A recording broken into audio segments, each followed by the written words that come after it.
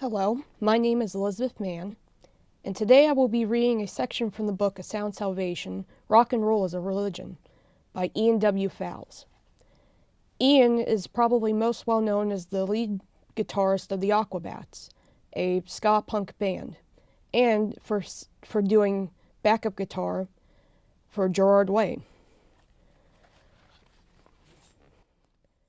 So let's hop right into Chapter 7, The Sacred Community. Rock and roll is held together by arguably only one thing, its fans. Emil Durkheim asserts, sometimes it is almost completely devoid of any official directing body. But wherever we observe the religious life, we find it has a definite group as its foundation.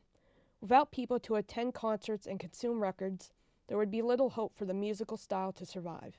Without this support, most bands would not be able to have the free time to record and tour.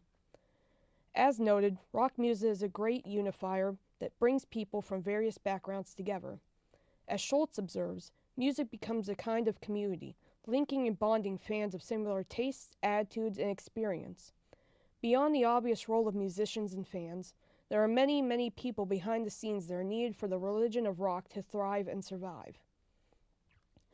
There are people like managers, journalists, publicists, booking agents, show promoters, and record store owners. People are needed to run record labels, design websites, for legal representation, for graphic designs and t-shirt printing, for photography and sound engineering.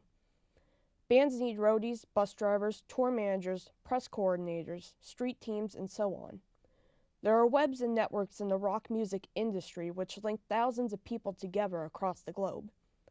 All are interconnected to make rock and roll the worldwide sacred religion that it is today. Lately, there has arisen the online virtual community of fans that meet in internet chat rooms, forums, and networking sites to discuss their favorite bands. It is the community of believers that Durkheim finds as a solid unit for shaping what religion is. He says, thus we arrive at the following definition. A religion is a unified system of beliefs and practices relative to sacred things. That is to say, things that set apart and are forbidden, beliefs and practices that unite into one single moral community called a church, all those who adhere to them.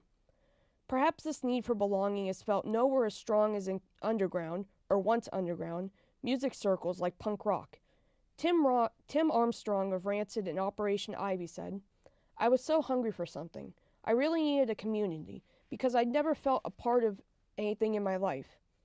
Arnold also views Rancid's message as a heartbreakingly frank admission of what being a punk rocker is all about, belonging. It's a funny comparison to make, and one that band members themselves would doubtless deny, but Rancid really fit right into Bruce Springsteen's tradition.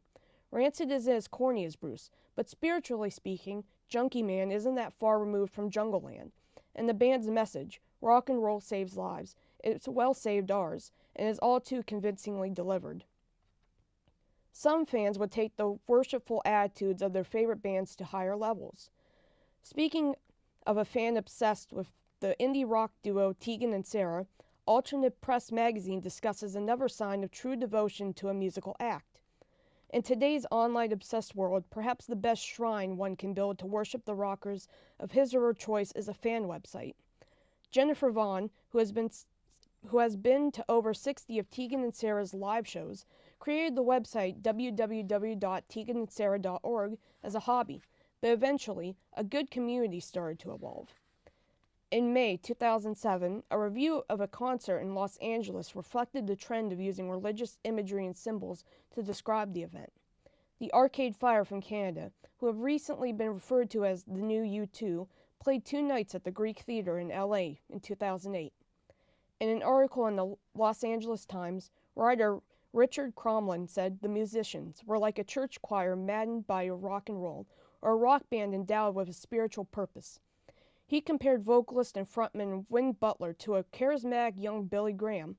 There was something evangelical in his intense delivery.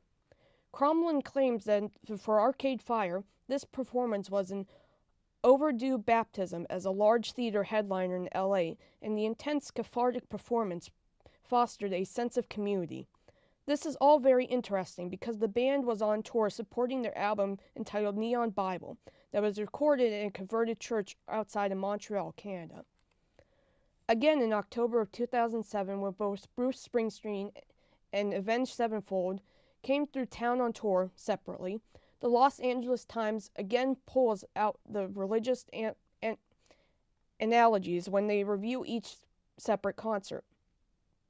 When speaking of the sonic cocktail of the hardcore metal group from Huntington Beach, California, Avenged Sevenfold appeals a streak of Motley Crue face paint before kneeling at the altar of Guns N' Roses and Metallica, all gods from a bygone era. The capacity crowd has come down in devotion, and lead vocalist M. Shadows, whose lyrics skew vague enough to carry both religious and romantic connotations, conducted the ceremonies with muscular command.